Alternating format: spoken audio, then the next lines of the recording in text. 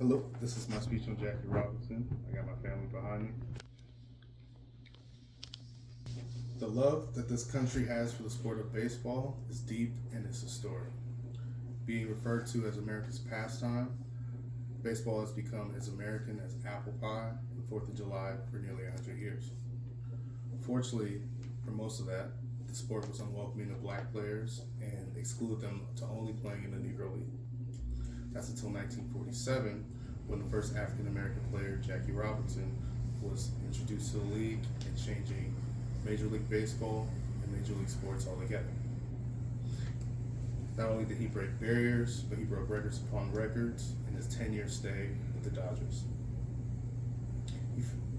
He had to face a nation that rejected him and still dig deep and compete, beating his counterparts.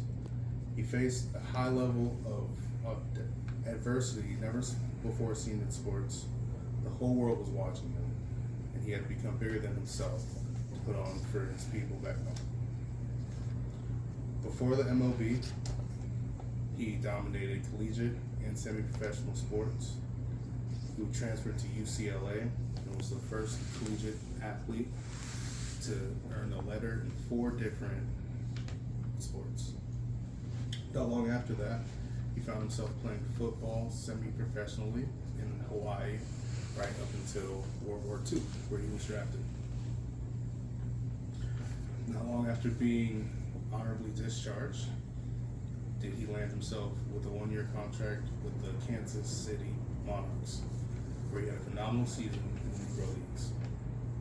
This is where Branch Rickey spotted him, who was an executive of the Dodgers at the time.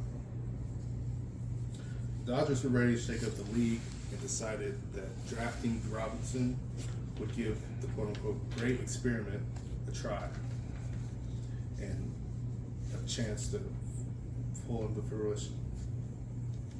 Although Robinson's time with the Dodgers were mentally and spiritually taxing, he was incredibly efficient on the field, making him legendary. Even with the pressure of the world, he managed to win Rookie of the Year in 1947. Cal York, in the New Georgia Encyclopedia, states that at the end of his first season, the National Poll found him to be the second most popular celebrity in the United States behind the singer Bing Crosby. Despite his talent, however, he still faced a lot of backlash from angry fans who hurled racial slurs and would throw things at him on the field. Some of his own teammates even, at one point, decided to boycott playing with him until that was shut down by the team.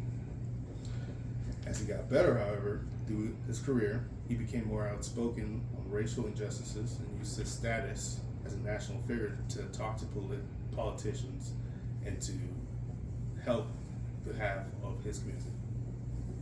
Robinson felt strongly that all Americans, white or black, were equal and they were entitled to the same freedoms. Robinson would also talk to politicians like President Eisenhower and Richard Nixon in hopes to pass anti-lynching legislation as well as civil rights legislation. He would give congressional addresses about the inequalities faced by African Americans at the time, as well as talk at NCAA and NAACP conventions as well.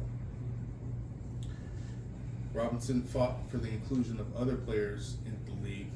By the time he retired in 1957, 12% of the league was black and brown. Robinson's impact was felt at the very heart of this country. His contribution to baseball is just as big as his contribution to race relations at the time. Without Jackie Robinson, American sports would not be the same today.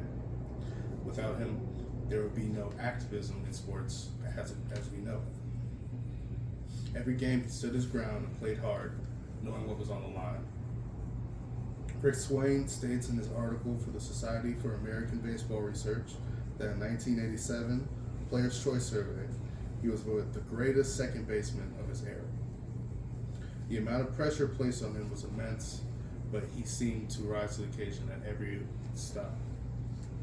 Thank you.